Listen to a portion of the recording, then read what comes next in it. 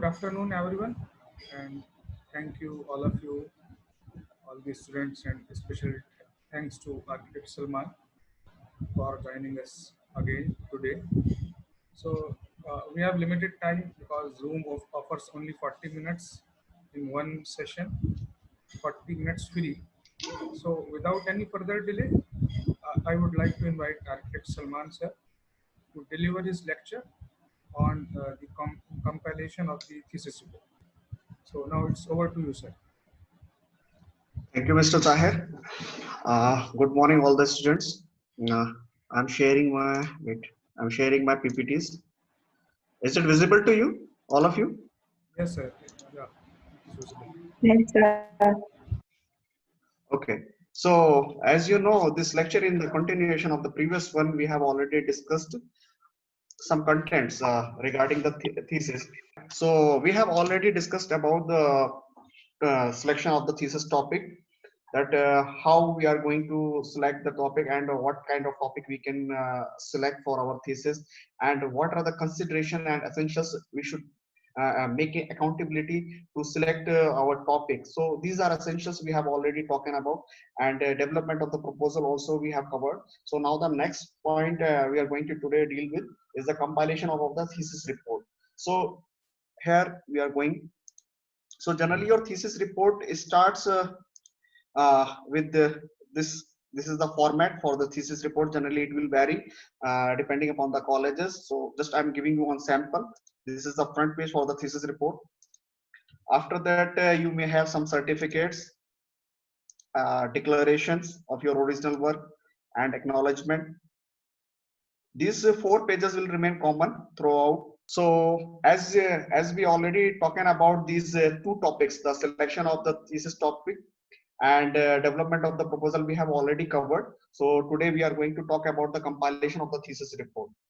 So generally when we are talking about the thesis report, so one thing I would like to suggest you, don't wait for the end of your thesis, and because it will be very hectic work to compile your thesis report. So what I will suggest you, just you finish the chapters of the thesis parallel to your thesis stages, like whatever jury is going on, just finish your with your jury stage.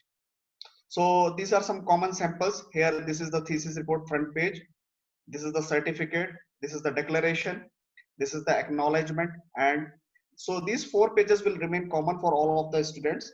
And that generally these formats are provided by the thesis coordinator who are dealing with the your thesis project.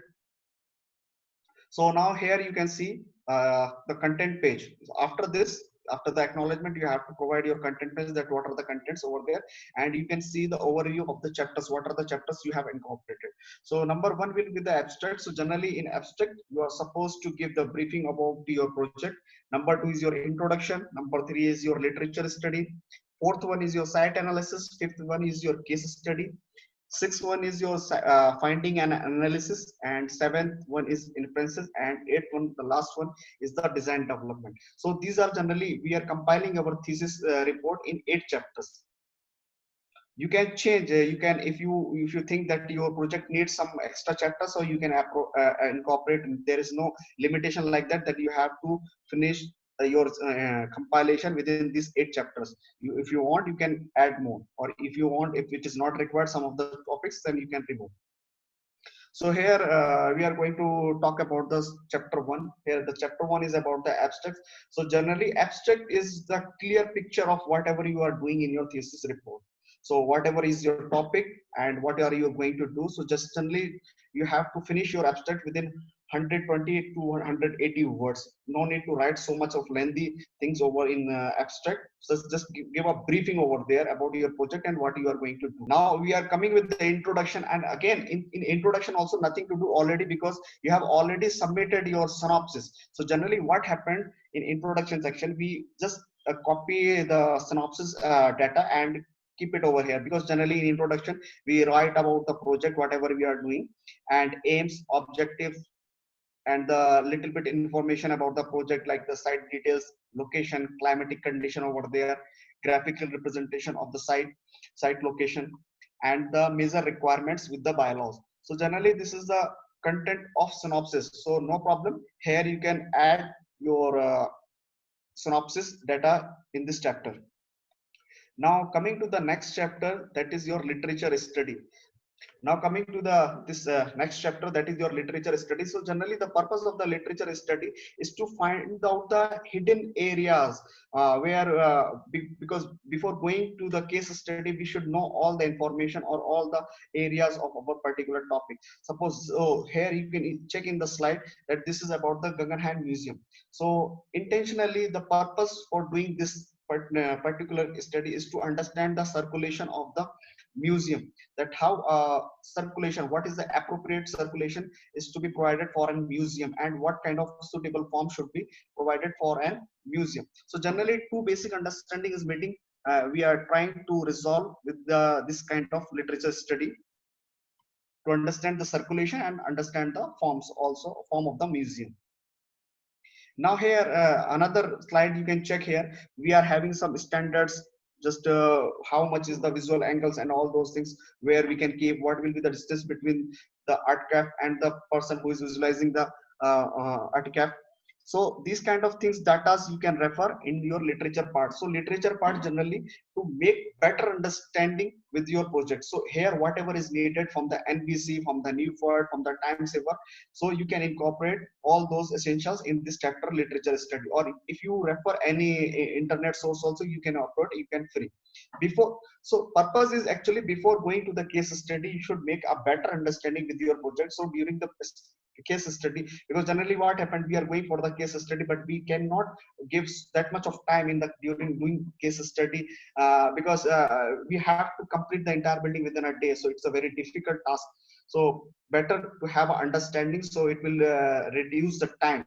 So you can see all the angles, lighting, everything should be there. Circulation, this slide is about the circulation, how we can keep over here. So now this after the chapter of literature study, now we are coming to the site analysis, because generally what happened, our stages, once your project is approved, we are directly going for the site analysis, and parallelly we are completing our case studies also. So next chapter will be your site analysis. So the composition of the site analysis will be like this: your location. Here you can check. I'm providing the essentials like what is the FAR, ground coverage, maximum.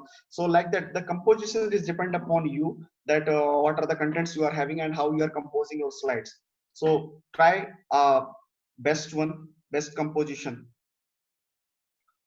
Here you can check. And this is about the surrounding. And this is about the data, annual data, rainfall and all those things.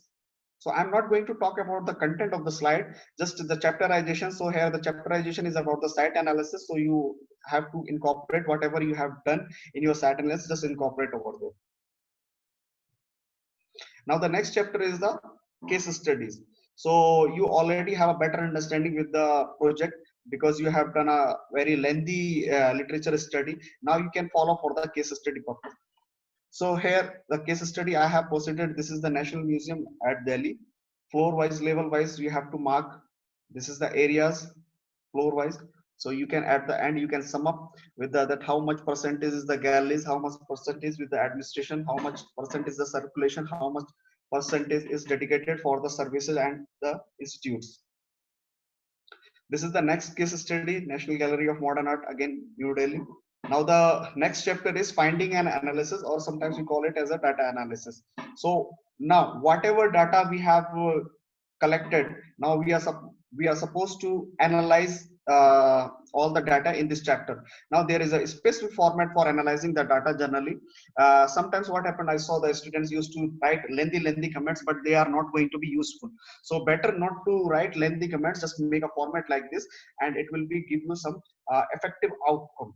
Here you can check in my particular format. I have written there, this is your design proposal or the requirement, the first one. Now the next one is the case studies. Next one is again the case study 2 and the norms and the standards, and the next one is the inferences, and the last one is the remarks. So you can check. First we are talking about the site location. So parallelly site 1 is having New Delhi, site 2 is having cases Kolkata, and norms not needed, inferences this Patna and something. FAR you can check. So if you can go through it, you can claim that this is the proper way to analyze your thesis data actually, because our thesis UG thesis is little different as compared to the other people's. Our architectural inputs are different.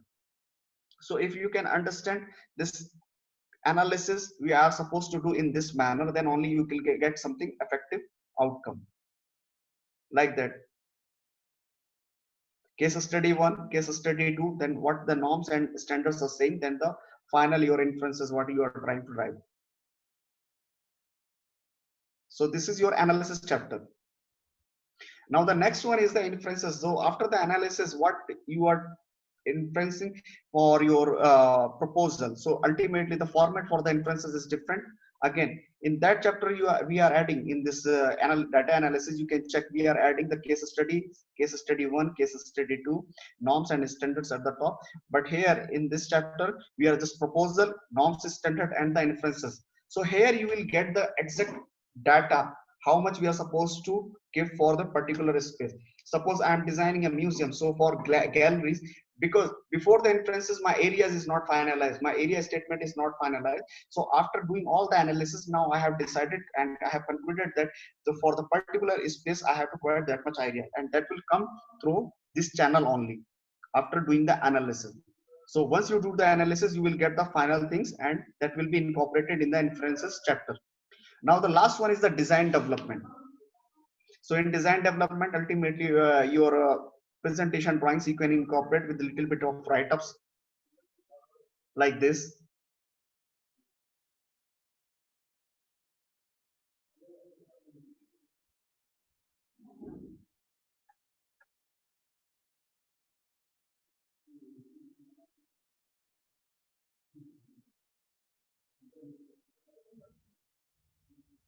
And last one will be the your references. So now coming again, I am coming to the content page. Yeah. So here we have compiled our thesis within these 8 chapters. So generally, what are the mistakes we are doing? We did this literature study. Generally, in literature study, what we do, we forget to incorporate the standards. So this is the essential parts. So whatever the part we are not going to deal in the case studies, you have to incorporate in the literature studies. And the next one is the problem we are doing in the finding analysis or the data analysis chapter. Generally, what I saw, this is my personal experience, that students generally used to write lengthy comments, so that you have to avoid. You have to find do analysis in a proper format, and there should be a comparative analysis of the your data analysis. Generally, minimum number of case studies that students are going to govern is 2 numbers. So in that you have to compare, and you have to give the suggestions also, that which one is the better one and why it is better one. So like that, if you do the analysis, then ultimately the outcome whatever you are going to generate, it will have some benefits for your design development, because we are not going to do anything for the useless purpose. Whatever you have driving here, you have to incorporate in your design development. Once if you finalize these stages properly, you won't face any problem in the design development. So this is the different contents. Here we are talking about the actually compilation of the reports. So your compilation of the reports follows these 8 chapters: abstract, introduction, literature studies, site analysis, case studies, finding and analysis, data analysis, and inferences, and the design development. So I showed you some slides. These are not the standard slides. Please don't follow all those slides, because there's so much of data lacking in these slides. Now I request to Tahir, if students wants to ask any question, they can ask questions. Better to have an interactive session with the students. Thank you, sir. So, any of you, if you want to ask anything, you can ask. You can open your mic and ask. Yeah, I think better, Tahir sir, I will share these slides so you can take on them. You can follow them, because nothing to discuss on this, because it is about the compilation over there. So 8 chapters are there, standard chapters.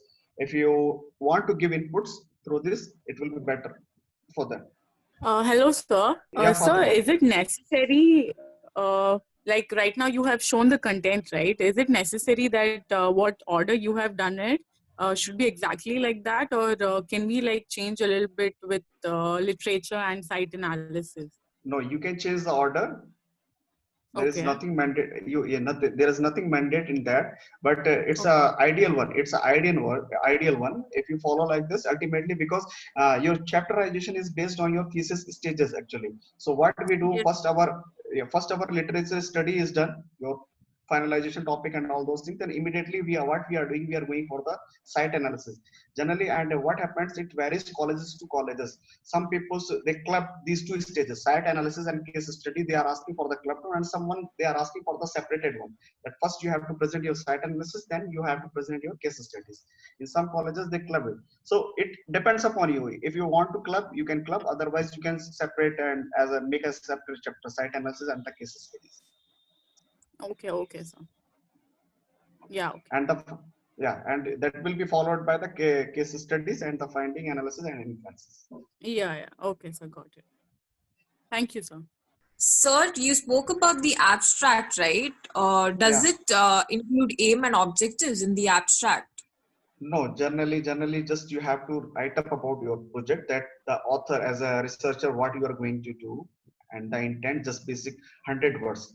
It's the abstract we are writing, it is for the third person, it is not for the reviewer and not for the third person who is going through your thesis. Just he will read your abstract. Actually, first he will read your abstract, and only if the content is relevant to that person, so he will follow, otherwise he will just go.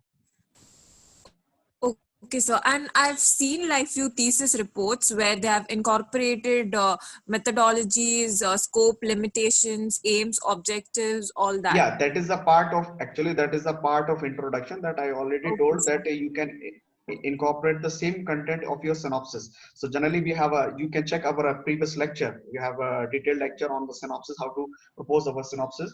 So in that we have mentioned that the methodology, how to write the methodology and all those things, and that we can incorporate over there. Okay, sir. These slides are actually for the referred purpose. I did not do the new slides, so just because a lot of content is lacking over there, so don't follow these slides. So I had one more doubt. Yeah. Sir, like basically we do the background study, right? We might collect the data or we might interview a few people related to our project. So Yes. what does these things come under? Is it like the background study or something before the literature study? No. It will come under the literature study only. The hidden areas, I told you the hidden areas. If you are doing, or either you can come include into the case studies. Okay. Okay. These are the hidden areas. Before proceeding for the case studies, whatever studies you are making, you can write it over there. And regarding the surveys, if you are doing surveys, then ultimately you have to find you have to develop one new chapter for the surveys if you are doing surveys. But you have to justify. Generally, we don't need surveys for the UG thesis actually. This is my I don't know what kind of typology of your project. If it is needed, then you have to make a separate chapter for the survey. Okay, sir. So, but the thing is, I have different thing, like I told statistics, like graph. And then later it comes about area programming as well. Like, a few places where you don't find areas in your case study, you go to other places and then you get the areas from there. So I don't think Okay. all this we can incorporate under literature study only, right? No, There has can to you be tell? made parts. I mean, it Can you has to tell? be made into parts. Yeah. Can you tell me what is your project? Mine is Empowerment Center for Women. Okay, no problem. So what are the requirements? Generally, you have some offices, Yeah, not offices and offices. It's activity accommodation. center. Yeah. So in that case, nothing is special. Actually, all the things are lying over there. So you need what are the functions are going, what are the activities are going to be that spaces. So on the basis of that, you can calculate over there. If you check the case studies, how I had done, and the findings and analysis. Actually, Salman sir, I think AFRA did Yeah. a survey to highlight the problem, to highlight the issue which we have in our Yeah. society. So for that, I think in your synopsis, AFRA, you already mentioned your research methodology and everything. So for Yes. that Yes, kind sir. of data, you can add a chapter. I think whatever I shared with you, in that I add a chapter with the name of research methodology. So you can write your research methodology there, and then how you work on that methodology, how you did survey and everything, whatever you find, you present all that data in graphical mode, maybe in column bar, or maybe in pie charts, column charts, something like this. You can represent all these data under that heading, under that chapter. Okay, sir. Got it. Thank you, sir. Because at UG level, most of the students, they do not use survey, questionnaire. Mostly they just go through the literature review and then the case studies. So, but still we have to mention about research methodology. Like we are going, like we mentioned aim, then objectives. For every objective, we should write the research methodology. How we are going to achieve that particular objective, by literature review, by case study, by survey, by questionnaire. So in research methodology, we mentioned all these methodologies, and then whatever we find after using that methodology, whatever data we get, so we should represent that data in a better way of representation is graphical representation rather than using so much text. It is easy to understand with a single pie chart rather than if you write a half paragraph or one page, it is better to show in a pie chart, in a bar graph, something like this. So everything which is related to your research methodology comes under the research methodology part. And like sir told, whatever related to literature review, it is anthropometry or related to design, everything come under research. Sorry, that literature study part. So we have 10 Yeah, minutes. one. We have more 10 minutes. So any one of you? I Yeah, think I would like to add one more thing. Actually, that like you said, the surveys and all those things. Hello, is it audible? yes, sir, yes, sir. Yeah, generally what happened at the UG level, the nature of the project is different. The thesis we are doing is different, and master's level it is different. So as you told, the surveys and all those things, the ground surveys and all those things are not required actually, because why it is not there, because whatever we are going to do is on a some real existence. Okay, when something is hypothetical, then only all those surveys and these things are required to justify the existence of all this we are going to propose over this, that we already discussed in our previous lectures, that when the things are hypothetical, then you have to prove and justify them, that they are going to be concrete example for that particular locality or something over there. So in that case, we are supposed to do the surveys, that the surrounding locality, is it required that particular intervention in their society. So something like that. Otherwise, for the design development, we don't need surveys. I don't know what methodology you are opting for. I think because surveys till now we did not do the survey for the particular this UG level design development and all those things, unless and until we have a hypothetical project. So your project is not the hypothetical one; it's one is already is a common one nowadays. So I think there is no scope for the this. Surveys and all, or if it is there also, then ultimately it must support to the project, not to the built mass. It must support to the existence of the project, not regarding the spatial planning and all those things the surveys are required to do. No. So just please look into this domain, because here some contradiction I'm feeling is going on. Because surveys, generally what we do, ultimately it has to justify the project, not to the special planning, the areas and all those things, because area is something which you have to find through the literature or something for the case studies. You have to find out and you have to take. That's why we are making the separate chapter for the inferences. Or once you do the case study one, once you do the case study two, yeah, one problem you can face, that you cannot get the entire, like suppose I'm doing a hospital. So I can go for the case study or with a specific purpose, like there is a hospital and I can refer entire hospital and incorporate for my design. But in your case, yeah, you have to do the case study in isolation. Some accommodation unit you have to do for somewhere, and the rest of the activities you can go and identify and you can do from the some other places. So like that, at the end you have to club and you have to make something concrete over there. So I just look into this, and I think better to follow with the Tahir sir, and he will guide you. Because at the UG level, we don't allow students to go for, because ultimately within a 4.5 month, how we can conduct the survey and how we can conduct, because a lot of work is there. Ultimately at the end, you have to produce the built mass, you have to produce the drawings, you have to produce the working. So if you are putting, because that's what we discussed in the first lecture, that the limitation of the research should be there. If you go for the entire result based topics, ultimately you will be at the end, you will be stuck because outcome won't be there.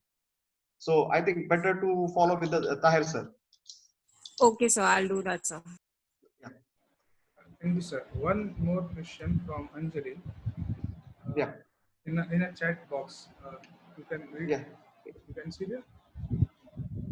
No, sir, I cannot see. Just you can read the question. I will answer. Right. So basically, every work we do has to be represented in the documentary, step by step details, even the rough work. Rough work, if you want to incorporate, you can incorporate. Sometimes it got appreciation, sometimes it got criticized. So it is up to you. Because generally your final outcome should be like your thesis report is the final outcome, so it should have the finalize all the fresh work, not the rough work. Something if you think that during the concept development something you have done and you want to incorporate, definitely all the things are welcome. There's nothing to worry about it that I can't incorporate these rough sketches and all those things. Yeah, but step by step if you do, ultimately it will attain a nice hierarchy in your thesis report. Sir, Yep. by rough work, I meant ki our design progress. We begin with the sketches, right? So, is it important to keep all these things in the That documentary? you have to make a sub chapter in the design development, conceptual development. Okay, there you have to incorporate all those sketches, Okay. but not all the sketches. But not all the sketches. You have to show the All the process. important ones. Yeah, you have to just show the process that how you came to the final built mass. Oh, okay. Yeah, thank you, sir. Sir, I have one more. Yeah. Yeah, I mean, during this COVID situation, most of us find it hard to get the case studies. Even if the case studies are right in our hometown, it's not accessible for us because mostly it's closed. So, Yeah. so we end up doing the literature study, and in that literature study too, we don't get all the details. Yes. So, what is it that we have to do? I mean, there's no means for us to ask anyone also. I mean, they are also not able to access the space. So Yeah. what do you think Yeah. we should be Yeah. doing?